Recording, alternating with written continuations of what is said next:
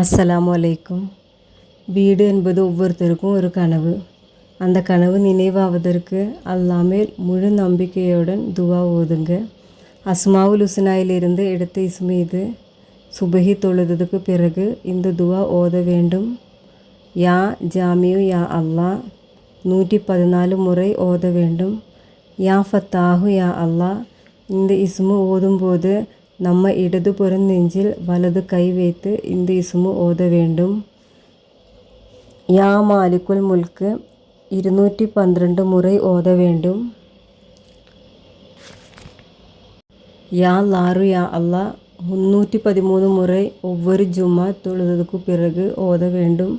இன்ஷா அல்லாஹ் அல்லாஹ் சுப்ஹானஹு தஆலா நம்ம துவா எல்லாம் கபூலாக்கி தரட்டே. ஆமீன் பிரஹ்மதிக யா அர்ஹமுர் ராஹிமீன். அஸ்ஸலாமு அலைக்கும் வரஹ்மத்துல்லாஹ்.